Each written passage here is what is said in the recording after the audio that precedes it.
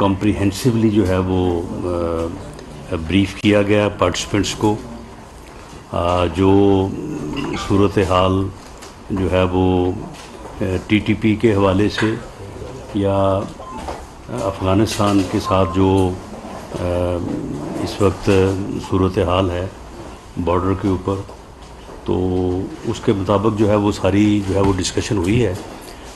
उसके ऊपर एक जो है वो तफसीली या डिटेल्ड जो है वो एक प्रेस रिलीज जो है वो अभी जो है वो जारी की जाएगी। तो उसमें जो है वो ब्रीफिंग के अलावा जो है जो पार्टिसिपेंट्स हैं उन्होंने अपने अपने जो है वो मशवरों से जो है वो वहाँ पे उन्होंने बात की है। तो इसमें एक तो ये है कि आज इस पार्लिमानी कमेटी में ये फ़ैसला किया गया है कि इस तरह की ब्रीफिंग और इस तरह का जो ऑन बोर्ड लेना है वो पार्लियामेंट को भी जो है वो इजलास बुलाया जाएगा इन कैमरा, और उसमें कायदेवान प्राइम मिनिस्टर जो है वो हाउस को जो है वो ऑन बोर्ड लेंगे और इस ब्रीफिंग से जो है वो तमाम पार्लियामेंट के मोअज़्ज़ज़ मेंबरान को जो है वो आगाह किया जाएगा और पार्लियामेंट की ओनरशिप में और गाइडेंस में जो है ये मुज़ाकरात जो हो रहे हैं उसको जो है वो आगे बढ़ाया जाएगा। और एक बुनियादी तौर पे ये असूल तय किया गया है कि ये मुज़ाकरात जो हैं ये अंडर द कॉन्स्टिट्यूशन होंगे। ये एक बेसिक प्रिंसिपल है कि ये अंडर द कॉन्स्टिट्यूशन होंगे और अमन जो है उसे under the law and under the constitution जो है उसको जो है वो हासिल किया जाएगा। तो इस बारे में जो प्रेस रिलीज़ है वो अभी थोड़ी देर में जो है वो जारी हो जाएगा। दूसरा जिस मामले पे मैं बात करनी चाहता हूँ कि पिछले 2-3 दिन से इमरान खान साहब जो हैं वो काफ़ी जो है वो गुफ्तगू फरमा रहे हैं नैब में जो रिफॉर्म्स हुई हैं। तो उसके मतलब आज भी उन्होंने जो है वो बात की है और आज जो उन्होंने बात की है वो इस बात के ऊपर ज़ोर दे रहे हैं कि जी वो खुर्रम दस्तगीर साहब का बयान आ गया है, तो उस बयान से तो अब ये साबित हो गया है कि ये मुझे इसलिए हटाना चाहते थे कि अगर ये मुझे ना हटाते तो मैं इनको जो है वो इनको जेलों में भेज देता या मैं इनको जो है वो इनके केसेस में जो है वो सज़ाएँ हो जाती। तो इन्होंने मुझे महंगाई की वजह से तो नहीं हटाया, इन्होंने तो मुझे इस वजह से हटाया है।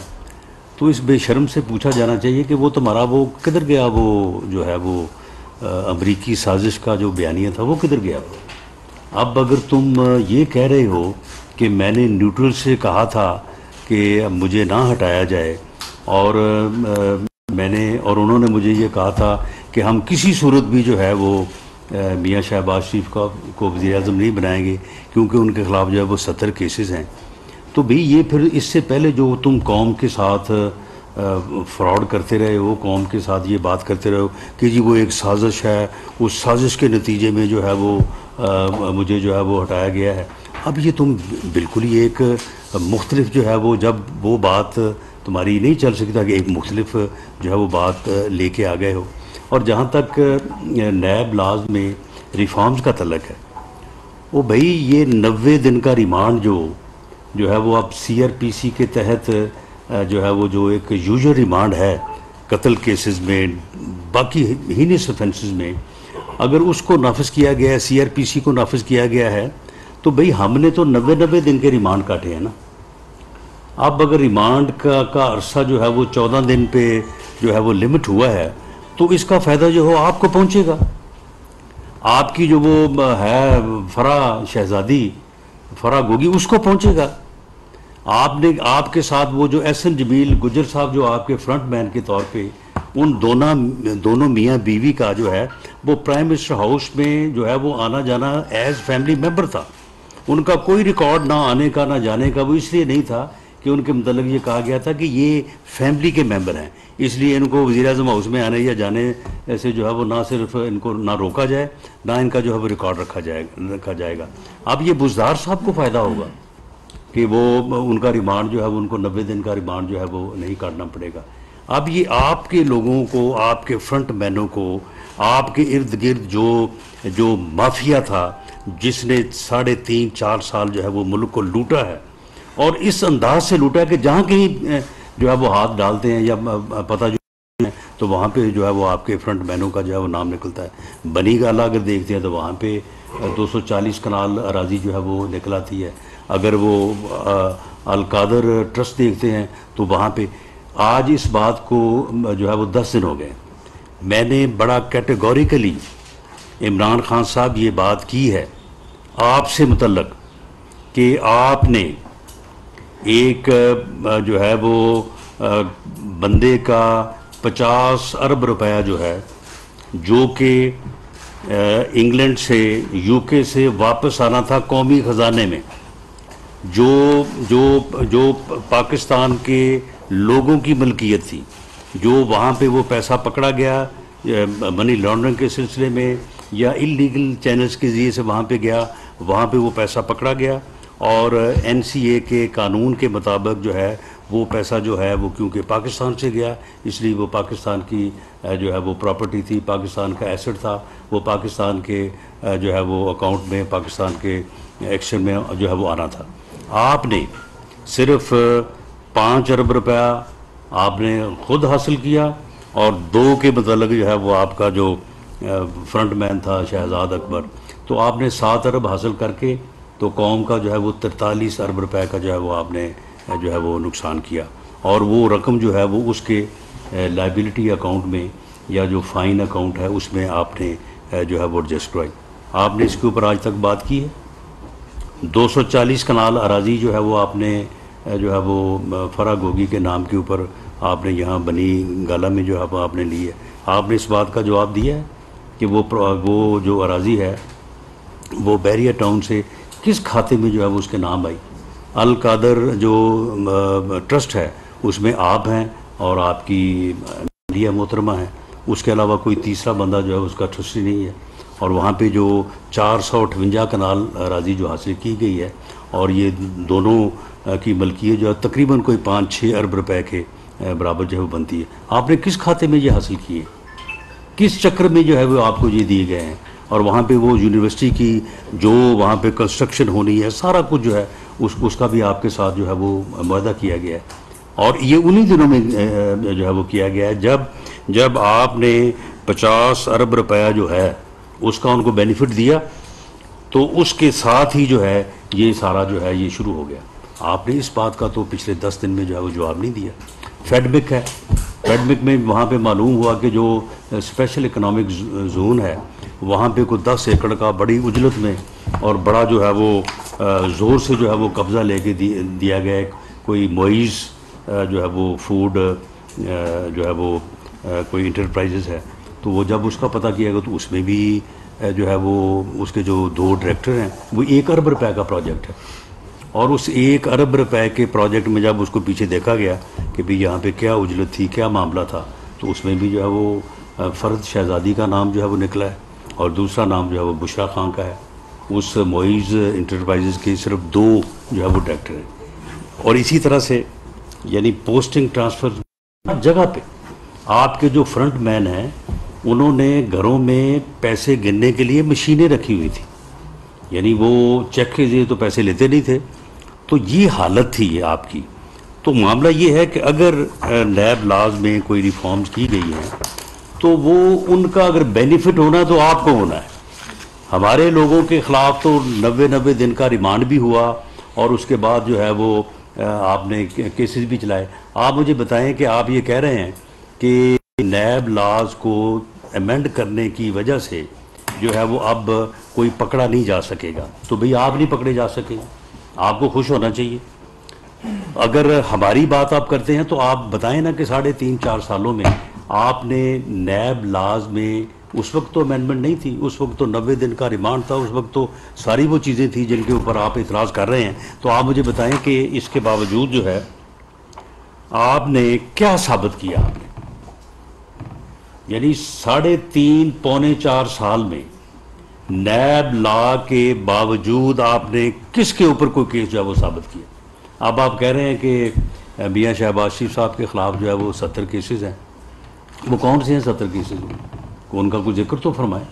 आप खुद से ही जो है वो 70 की तादाद आपने बना दी है। आपने नैब में उनके ख़िलाफ़ जो है वो केसेस बनाए। उन केसेस में जब उनका मामला जो है वो लाहौर हाई कोर्ट में पहुंचा, जो वहाँ पे 5 जजेस का जो लार्जर बेंच था, उस बेंच में मैं ख़ुद वहाँ पे मौजूद था। वहाँ पे बेंच के इस्तफसार के ऊपर बाकायदा वहाँ पे नैब ने ये बयान दिया कि जी करप्शन का तो हमारा इल्ज़ाम ही नहीं है, हम इसमें कोई करप्शन की जो है वो हम जो है वो बात जो है वो नहीं कर रहे। तो उसके बाद फिर जब उनकी बेल हो गई तो आपने वही केस उठा के जो है वो आपने FIA को दे दिया। यानी आप इस तरह से जो है वो अदारों को मिसयूज़ करते रहे और कानून को जो है वो आप जितनी भी सख्ती से आप इम्प्लीमेंट करने की कोशिश करते रहे, तो उसके नतीजे में क्या आपने साबित किया? जो चीज़ आप 3.5 पौने 4 सालों में साबित नहीं कर सके, अब आप उसके ऊपर कौन सी बात कर रहे हैं कि जी ये चीज़ें जो है ये अब साबित नहीं हो सकेगी। इससे पहले आपने क्या साबित किया? आपने वहाँ पे जजेस लगाने की जो बात की, मामला ये है कि आप रिटायर्ड लोगों को, यानी रिटायर्ड डिस्ट्रिक्ट एंड सेशन जजेस को आपने कानून बनाया कि उनको हाई कोर्ट के जज के बराबर जो है मुराद दी जाए और उनको जो है वो अकाउंटेबिलिटी कोर्ट्स में जो है वो जज लगाया जाए, सिर्फ इसलिए कि आप ऐसे लोगों को ढूंढना चाहते थे, ऐसे लोगों को ढूंढ के जो आपकी जो है वो आपके इंतकाम पे मबनी एजेंडे को आगे बढ़ाएं और वो जो है वो सजाएं दें। इस मकसद के लिए आपने लेजिस्लेशन की थी, तो वो ठीक है, वो आप एक इंतकामी कार्रवाई कर रहे थे और उस इंतकामी कार्रवाई को रजिस्ट करना, अगर हमारे ख़िलाफ़ आपने झूठे केसेस बनाए हैं तो उन झूठे केसेस को जो है वो गलत साबित करना ये हमारा बुनियादी हक है, ये हमारा आइनी और कानूनी हक है। इसके ऊपर आप इतराज़ कर रहे हैं कि जी वो देखें जी वो सज़ा से जो है वो बचना चाहते थे और सज़ा से बचने के लिए उन्होंने जो है वो मेरे ख़िलाफ़ जो है अदम एतमाद तो आपके ख़िलाफ़ किया, आपके जो है वो अलाइज ने, यानी अदम एतमाद का वही वोट। ये बात पेश नज़र रहे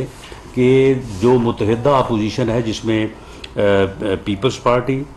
प्लस PMLN और प्लस JUIF, ये तकरीबन 156 वोट बनते हैं कौमी असम्बली में, 84 प्लस 16 प्लस 56, ये राउंड अबाउट। और जो PTI के वोट हैं वो भी इतने ही हैं, वो भी 155 है या 156 है। बाकी जिन वोटों को लेके इमरान खान साहब वज़ीर आज़म बने, सेम उन्हीं वोटों के साथ जो है वो मियाँ शहबाज शरीफ साहब जो है वो प्राइम मिनिस्टर बने। कोई एक वोट का भी उसमें जो है वो फ़र्क नहीं है। ये कहना कि हमने, ये आपके इल्म में है कि हमने कोई PTI के, जो ठीक है जो लोग मुनरिफ थे, जो PTI के ख़िलाफ़ थे, उन लोगों के वो लोग भी इनके ख़िलाफ़ खड़े थे, लेकिन क्या वो अब खड़े हुए? राजा रियाज या अमी गिलानी या अपना नूर आलम, क्या वो अब उन्होंने इनकी जो है वो मुखालफत शुरू? वो तो पिछले 2 साल से जो है वो इनकी पॉलिसियों के ऊपर तनकीद कर रहे थे। वो पिछले 2 साल से जो है वो गवर्नमेंट के ख़िलाफ़ जो है वो बात कर रहे थे और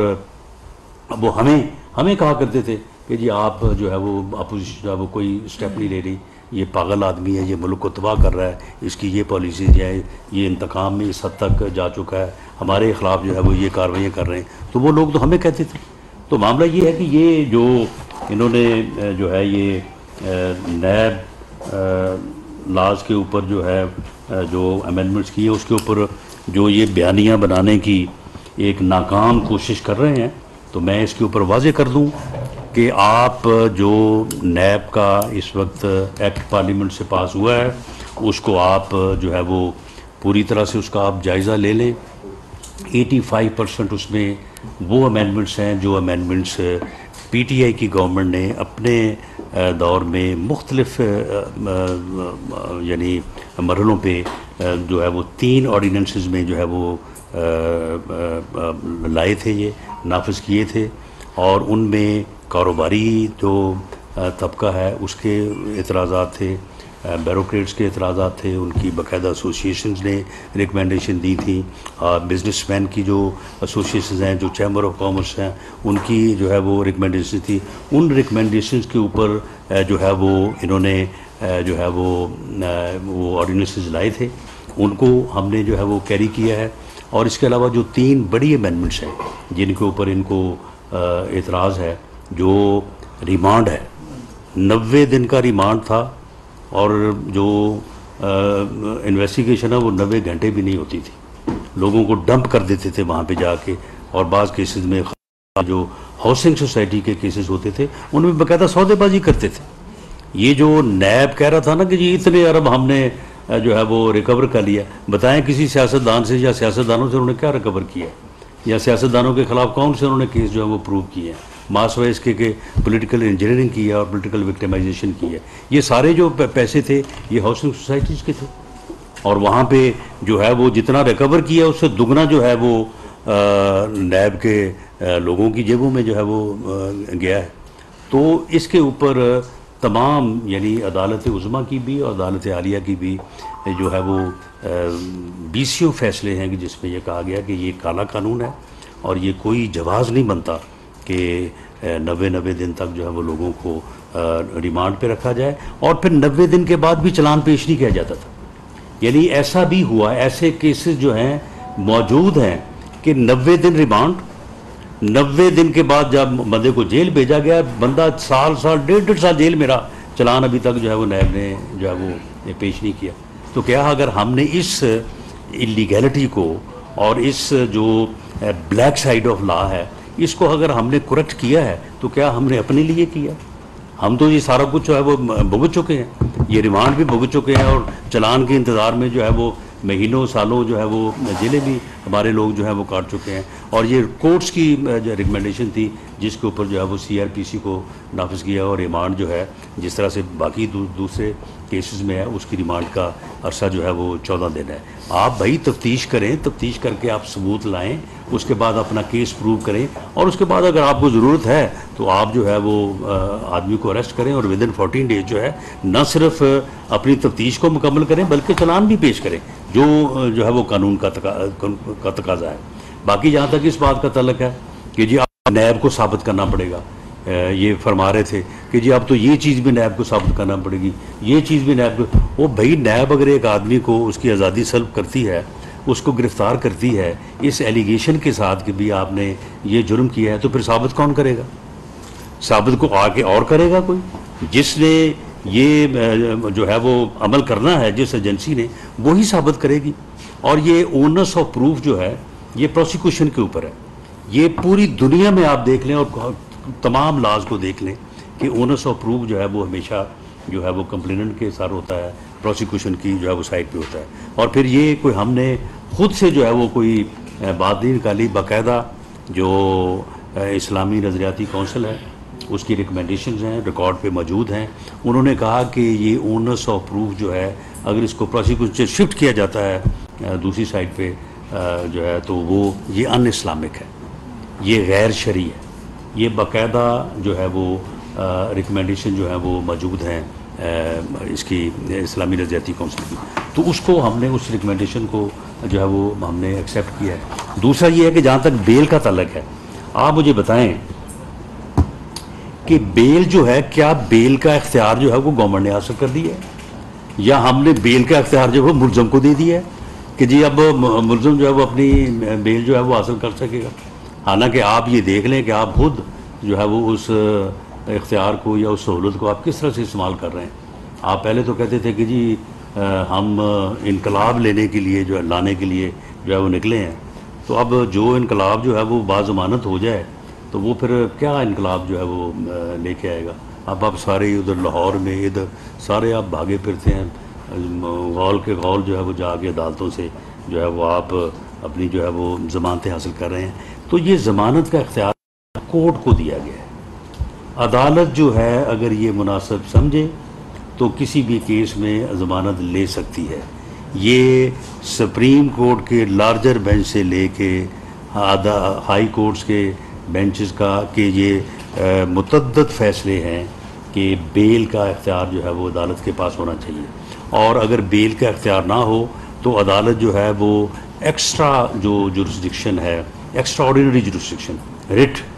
यानी वो मामला, वो रिलीफ जो किसी कानून में ना हो, लेकिन अदालत ये समझे कि ये इंसाफ का तकाजा है तो फिर आइन जो है वो परमिट करता है, आइन अलाउ करता है अदालत आलिया को भी, हाई कोर्ट को भी और सुप्रीम कोर्ट को भी कि वो अपनी ओरिजिनल जुरिस्डिक्शन में जो है वो उस लीव को दे सकते हैं। तो अदालतें जो हैं वो हमारे लोगों को भी दूसरे लोगों को भी एक्स्ट्रा ऑर्डिनरी जुरिस्डिक्शन में रिट में जो है वो बेल देती रही हैं, जबकि बेल का कानून नहीं था। तो ये अदालतों का जो है ये सारा जो था ये मुतालबा तो खैर मैं नहीं कहूँगा, लेकिन अदालतों का ये हुक्म था और लेजिस्लेचर्स के ऊपर, पार्लियामेंट के ऊपर मैं समझता हूँ कि ये उनका ये फ़र्ज़ था कि वो इन चीज़ों को देखते और उसके मुताबिक जो है वो बेल का जो है वो इख्तियार दिया गया। तो ये जी अवैस अभी जी अब मोहतरमा नहीं आप बात कर लें जी। अवैस क्या नहीं सब हल्की सी बात करें, क्योंकि प्रेस रिलीज आ रही है कि टीटीपी के साथ क्या मुज़ाकरात कंटिन्यू होंगे और स्पेशली तौर पर जो उनकी तरफ से मुतालबा आ रहा था कि कबायली इलाकों का फाटा का स्टेटस बहाल किया जाए, तो क्या वो एक्सेप्ट होगा या नहीं? पार्लियामेंट में फैसला होगा। देखें जी, देखें ये फैसला तो खैर पार्लियामेंट में होगा और इसके बारे में जो भी बातचीत होगी या जो बातचीत हुई है, हो रही है, उसके मतलब कोई भी हतमी फैसला जो है वो तो पार्लियामेंट ही मजाज है। लेकिन मामला ये है कि कोई ऐसा मुतालबा जो कि अंडर द कॉन्स्टिट्यूशन नहीं है, उस मुतालबे के ऊपर कोई बातचीत नहीं हो। और राणा साहब प्रेस कॉन्फ्रेंस करती है इमरान खान के हवाले से जी, ये इमरान खान के हवाले से प्रेस कॉन्फ्रेंस हो रही है, ये बताएं। नहीं तो इमरान खान साहब जो रोज क्या कर रहे हैं वो दो सवाल हो गए यार। ये है ना कि इमरान खान साहब जो रोज कर रहे हैं मकबूल क्या कर रहे हैं आप? बहस हो गया ना सवाल जी। खालिद साहब बात करें, खालिद साहब मैं दे रही हूँ।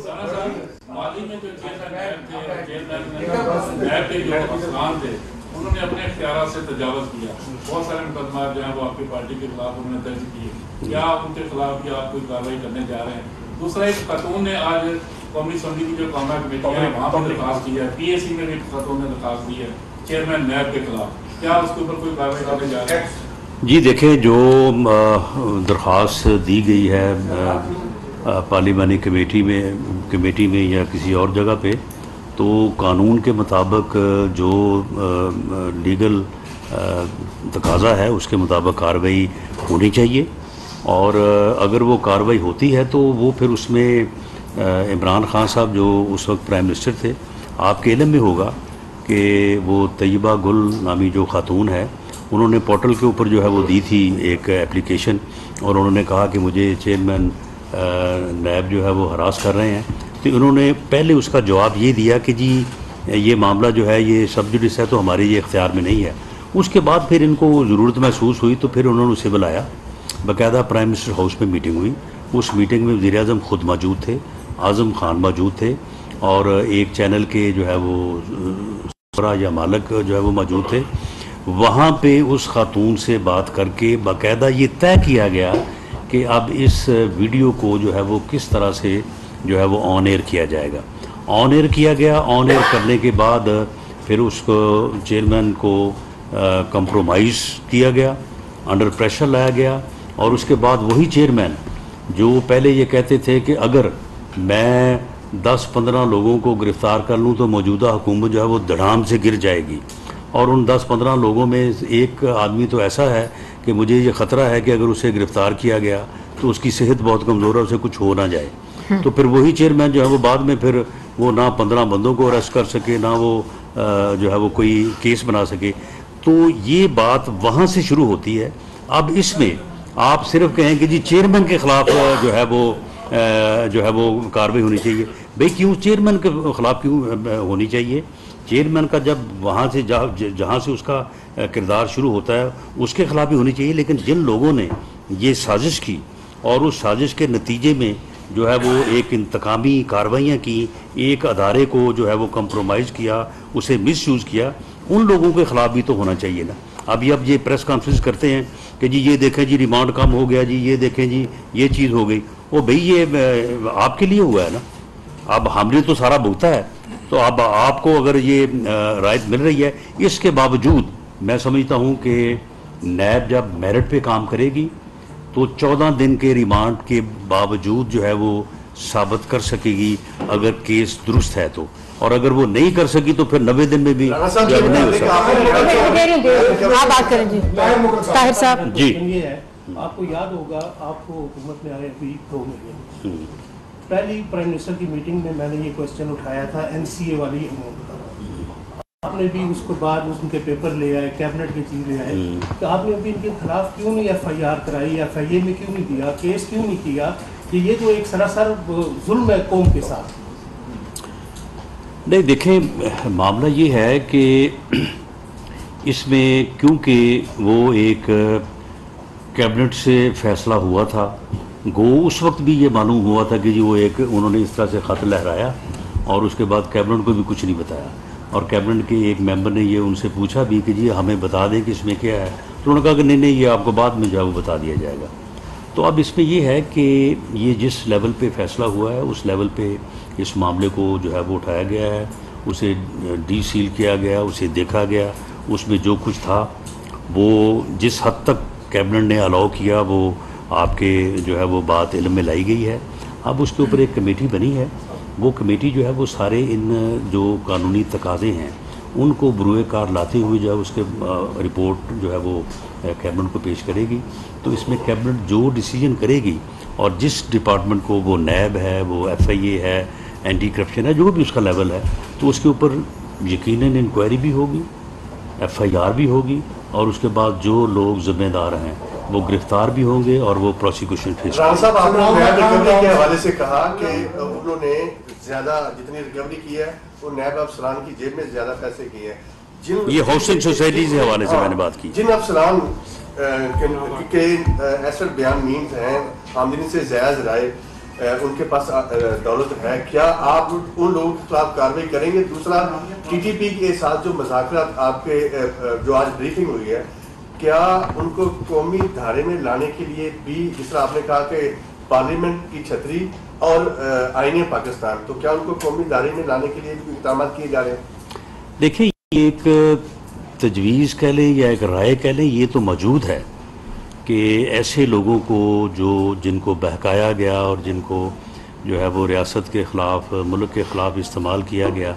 उनमें से कुछ किरदार तो ऐसे हैं कि जिनका जुर्म जो है, जिनका किरदार जो है वो नाकाबिले माफ़ी है। लेकिन शायद उनमें से कुछ ऐसे लोग भी हैं, अब उनके साथ उनकी फैमिलीज़ हैं, उनके बच्चे हैं, तो क्या उनको वापस नहीं लाना चाहिए, या क्या उनको उसी जगह पे इस मकसद के लिए या उन हालात के रहमो करम पे छोड़ देना चाहिए कि वो कल को जो है वो भी बड़े होके जो है वो उसी माहौल में आगे पले बढ़े और वो भी दहशतगर्द बन जाए। तो इसलिए इसमें एक राय मौजूद है कि उनको ये मौका दिया जाए कि वो अपना हथियार जो है वो रखें और जो है वो एक शरीफ शहरी के तौर पे, लॉ अबाइडिंग सिटीज़न के तौर पे लॉ, कानून और आइन को तस्लीम करते हुए जो आगे सोसाइटी का जो है वो हिस्सा बने। लेकिन ये चीज़ें जो है जी देखें, नैब अफसरान के हवाले से जो है, देखें नैब एक कॉन्स्टिट्यूशनली जो है वो एक इंडिपेंडेंट अदारा है, उसके चेयरमैन का फैसला जो आने वाले 1-2 रोज़ में हो जाएगा, और हम उम्मीद करते हैं कि एक ऐसा नैब का चेयरमैन आएगा जो न सिर्फ वहाँ पे इंसाफ के तकाज़ों को जो है वो पूरा करेगा, बल्कि नैब के अंदर जो मौजूद खराबियाँ हैं उनको भी दूर करेगा। राणा साहब ये बता दें कि मैडम जी बैठी हुई हैं, कुछ अदवियात के मामला थे, उसमें अरबों रुपए करप्शन के हवाले से आपने माजी में बताया, अभी भी आपने बहुत सारी चीज़ें गिनी हैं, फर्राग हो गई और इनके जो फ्रंट मैन थे, क्या हुकूमत इनके खिलाफ कोई रेफरेंसेस, मुकदमा जिस तरह माजी में आप भुगतते रहे हैं, क्या इनको उनका सामना करना पड़ सकता है? तैयारी कर रही है हुकूमत? नहीं, देखिए, जब आप बात इस तरह से आप करते हैं ना, तो आप शायद ये आपकी बात से या इन बातों से ये तसर होता है कि जी क्योंकि हमारे ख़िलाफ़ हुआ है तो लिहाजा हम उनके ख़िलाफ़ करेंगे। देखिए, ऐसा कोई मामला नहीं है। हमारे ख़िलाफ़ जो हुआ, जुल्म हुआ, ज़्यादती हुई, और इन्होंने जो है वो झूठे मुकदमात बनाए, और अब इतने बेशर्म और ढीठ हैं कि उन झूठे मुकदमात की बुनियाद के ऊपर हमें कहते हैं कि जी देखिए जी इनके ख़िलाफ़ मुकदमात, ये मिनिस्टर्स हैं, ये प्राइम मिनिस्टर हैं, इनके ख़िलाफ़ मुकदमात है। वो भाई, ये झूठे मुकदमात आपने बनाए, ये मुकदमात जो है ये वापस होने चाहिए। ये मुकदमात जो हैं इनकी प्रोसिक्यूशन जो है वो विड्रॉ होनी चाहिए। और हम ये अदलिया से और मोअज़्ज़ज़ जो हमारा बेंच इस वक्त सुप्रीम कोर्ट का इन मामलों को देख रहा है, हमारी उनसे ये सदा है कि आप जिन लोगों को आपने तहफ़्फ़ुज़ दिया है या जो लोग आपके स्टे के ऊपर अभी तक वो प्रोसिक्यूटर के तौर पे बैठे हैं या दूसरी पोजीशन पे बैठे हैं, आप उनको ज़रा देखें तो सही ना कि ये कौन लोग हैं, किन लोगों ने इनको लगाया और किस तरह से जो है वो इनको जो है वो कौमी ख़जाने से जो है वो। अब एक आदमी जो इस्लामाबाद बार का मुंतखब सदर था, उस आदमी ने अपने ज़मीर का सौदा किया और अपने उस ओहदे को जो है वो उसका सौदा किया और 1 करोड़ रुपया लेके मेरे ख़िलाफ़ केस में जो है वो वहाँ पे जाके जो है वो खड़ा हो गया। ऐसे बेज़मीर लोगों को जो है वो अगर अदालत के स्टेटस को या स्टे के ऊपर जो है वो उस बात के ऊपर उस मकाम के ऊपर रखा जाए कि इन लोगों को जो है ना हटाया जाए, ना इनको पूछा जाए और हर तारीख पेशी की भी जो है वो लाख रुपया जो है वो अलहदा फ़ीस लें और आने जाने का जो है वो ख़र्चा जो अलहदा लें, तो ऐसी जो खराबियाँ हैं इनके ऊपर जो है वो हम बात भी कर रहे हैं और इनको बेहतर अंदाज से जो है वो डील भी कर रहे हैं। लेकिन इसके बावजूद हम कोई इंतकामी कार्रवाई करने को तैयार नहीं है, हमें इस बारे में कोई जल्दी नहीं है। अब मुन्नस सलाई साहब के ख़िलाफ़ जो है वो केस जो है, अगर उस केस में उनको अरेस्ट भी कर लिया जाता तो उसकी भी जस्टिफिकेशन जब वो मौजूद थी, लेकिन हमने सुन ले हमने उनको मौका दिया है वो अपने जो है वो क्वेश्चंस को आंसर करें, उनका वो सवाल मौजूद हैं, जवाब मौजूद हैं, आप खुद देखिएगा उसके ऊपर जो फैसला कीजिएगा। तो इसलिए जो कोर्स ऑफ लॉ है, जो प्रोसेस है, वो तमाम चीज़ों पे, वो फरा गोगी साहबा के केसेस हों, वो अपना जुल्फ़ी बुखारी साहब के केसेस हों, या बाकी जो लोग इनके फ्रंट मैन के तौर पे ये आमर कियानी साहब जो किसी बड़े घर में बैठ के इन्होंने 5 बिलियन जो उस वक्त की बात है कि जो इन्होंने 5 अरब रुपया वसूल किया था ये फार्मास्यूटिकल कंपनी से, उन्होंने पूरे मुल्क से इकट्ठा किया, सारे लोगों से उन्होंने पैसे इकट्ठे करके इसे दिए और ख़ुद इन्होंने तस्लीम भी किया कि इसमें करप्शन हुई है, फिर उसको हटाया, बाद में उसको दोबारा ले। तो ये सारी चीज़ें जो है ये मौजूद हैं और जो मुतल्लका अदारे हैं, जो लॉ इन्फोर्सिंग एजेंसीज़ हैं इस बारे में, वो सारी जो है वो इस बारे में अपना जो है वो प्रोसेस कर रही हैं। लेकिन हम इस बात को मुनासिब नहीं समझते कि हम हर केस के बारे में जो है वो आप वही तर्ज़ अमल इख्तियार करें कि हम लेके आएँ कि जी ये कागज़ देखें, ये कागज़ देखें। ये सारे मामला हो रहे हैं, जिहीं वो अदारे जो है वो किसी नतीजे पे पहुँचेंगे वो सारी चीज़ें जो है वो आपके सामने आ जाएंगी। इस वक्त जो बात वही होती है जो वो कोई ना कोई प्रेस कॉन्फ्रेंस में बात कर दें कि जी ये गलत हुआ, वो गलत हुआ, और जो बात हम करते हैं आज 10 दिन हो गए हैं, ये दें उस बात का जवाब, उस जवाब ना इनके पास है ना ये देंगे। सनाउल्लाह साहब तो आपने प्रिंसिपल बता दिया कॉन्स्टिट्यूशन और पार्लियामेंट जो डीडीपी से मुज़ाकरात हैं, सर कौन सा हमारा कॉन्स्टिट्यूशन कहता है कि सैकड़ों लोगों पे कातिल लोगों को शहीद किया गया, उनके कैदियों को रिहा करने का डिमांड की जा रही है, तो आइन इसकी इजाज़त देता है। दूसरा आपने कहा लोग हैं, इमरान खान ने मलिक रियाज वाले केस का अभी तक जवाब नहीं दिया, आपके पास भी 10 दिन हो गए, आपने सबूत दिखाए थे हमें सबको, आप लोगों ने क्या किया, कानूनी कार्रवाई आपने किस किस्म की? नहीं देखिए, जो सबूत आपको दिखाए थे वो नाकाबिल तरदीद हैं और वो बाकायदा जो है वो रजिस्टर्ड डॉक्यूमेंट्स थे जो आपके सामने जो है वो पेश किए गए। उसका जवाब जो मैं ये कह रहा हूँ कि उन्होंने नहीं दिया, ये इन 10 दिनों में उन्होंने मेरा ख्याल है कि 11 प्रेस कॉन्फ्रेंस की हैं, इधर उधर की सारी बातें उन्होंने की हैं। कभी वो नैब का जो है वो अमेंडमेंट्स का बयानिया, कभी खुर्रम दस्तगीर साहब की बात, तो सारी चीज़ों को लेके चले हैं, लेकिन इसका उन्होंने जवाब जो है वो नहीं दिया। हमने इसमें क्या किया, हमने इसमें एज गवर्नमेंट तो हमने इसमें कुछ नहीं करना। जो अदारे हैं, FIA है, बाकी जो अदारे हैं जो करप्शन के मामलात को डील करते हैं, नैब है, वो इसके ऊपर इन्वेस्टिगेशन कर रहे हैं और उस इन्वेस्टिगेशन के नतीजे में उनकी ज़िम्नियाँ जो है ना इन्वेस्टिगेशन की, वो हमने आगे यहाँ पे नहीं पढ़नी, ना उनको ये इजाज़त है कि आप हर ज़िम्नी जो है वो उसको लीक करें। वो जब तफ्तीश अपनी मुकम्मल कर लेंगे, जिसको गुनाहगार ठहराएंगे वो भी जो है वो आपके सामने बात आ जाएगी, अगर कोई नहीं गुनाहगार ठहरेगा तो वो भी सामने आ जाएगी। इन तमाम चीज़ों के ऊपर जो मैंने अब फैसलाबाद की बात की है, वहाँ पे वो 1 अरब रुपए का जो है वो प्रोजेक्ट है, उसमें भी ये फरा गोगी साहब निकल आई हैं। तो ये सारी चीज़ें जो है इनके ऊपर किसी जगह पे एंटी करप्शन, किसी जगह पे FIA और कुछ जगहों पे नैब जो है वो अपनी इन्वेस्टिगेशन का जो प्रोसेस है उसको कंटिन्यू किए हुए है। उसका जो भी रिजल्ट सामने आएगा वो उससे आपको इन्फॉर्म कर देंगे। मैंने प्रेस रिलीज दे दी आपको, प्रेस रिलीज आ गई आपको तफसीली। सवाल खत्म हो जाए ना फिर आपका। जी शाकिर, आज की कोलिशन जो आप 2 कोलिशन जमाते हैं, पीपल्स पार्टी और MP, उनकी लीडरशिप डायरेक्ट विक्टिम रही है तहरीक तालिबान पाकिस्तान का। तो आज की इस ब्रीफिंग में एक तो उनकी तरफ से शामिल कौन था और एक कलेक्टिव राय क्या थी? क्या तालिबानी पार्टीज के रहनुमा इससे मुतमईन थे और उनकी तरफ से कोई बहुत इस तरह का एतराज तो नहीं आया पीपल्स पार्टी और MP की जानिब से? देखिए, पीपल्स पार्टी की तरफ से तो आसफ अली जरदारी साहब ख़ुद मौजूद थे वहाँ पे, और बाकी जमातों की भी जो है वो मेन लीडरशिप में से लोग वहाँ पे मौजूद थे। और जो अस्करी क़यादत है उन्होंने जो ब्रीफिंग दी है, उन्होंने तो सिंपल और एक कॉम्प्रिहेंसिवली जो है वो ब्रीफ किया सबको। उन्होंने तो अपनी किसी राय का जो है वो इजहार नहीं किया और ना ही जो है वो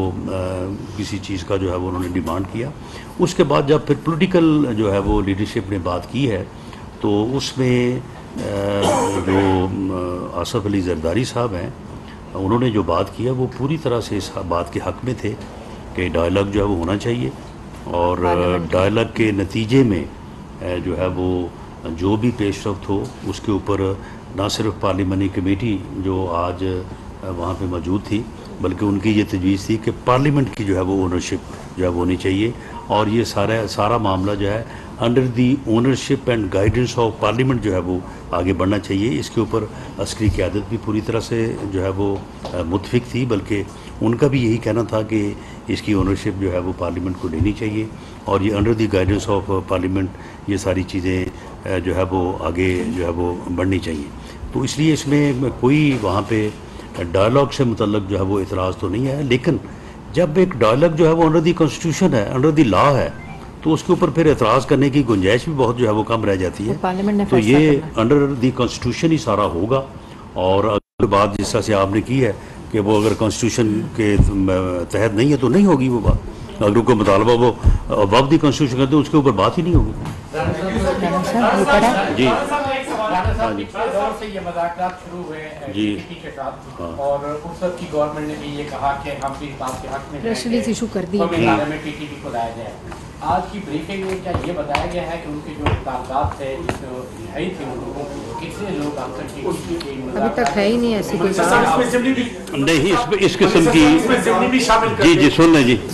इसमें ज़िमनी भी शामिल कर ज़िमनी क्या जी कि पार्लियामेंट ने माजी में इसी मामले पर 62 नुकाती सिफारिशात मुरतब की थी और आपकी पार्टी पेश थी, उसको ये कहकर रद्द कर दिया गया था कि पार्लियामेंट की सिफारिशात को हम तस्लीम नहीं कर सकते। किसने कहा? माजी में आप उठा के देख लें, इस पे काम हुआ था माजी में। अब मैं आपसे ये पूछना चाह रहा हूँ कि पार्लियामेंट फैसला करेगी या रिकमेंडेशन करेगी? शुक्रिया। देखिए, पार्लियामेंट जो है वो गाइडेंस देगी और उस गाइडेंस में जो है वो मामला जो है वो आगे जो है वो बढ़ेंगे और इसमें जो है वो कोई शक नहीं है कि जो मुज़ाकरात अंडर दी कॉन्स्टिट्यूशन होंगे, अंडर दी लॉ होंगे, तो उन पे ऊपर जो है वो किसी को इतराज़ इसलिए नहीं हो सकता कि कोई अगर कॉन्स्टिट्यूशन को तस्लीम करता है, मुल्क के कानून को तस्लीम करता है, तो उसने अगर कोई जुर्म किया है या उसके ख़िलाफ़ कोई एलिगेशन है तो वो तो फिर अपने आप को पेश करेगा ना, वो कानून के सामने सरेंडर करेगा। तो उसके बाद तो फिर कोई इतराज़ वाली जो है वो बात जो है वो रह नहीं जाती।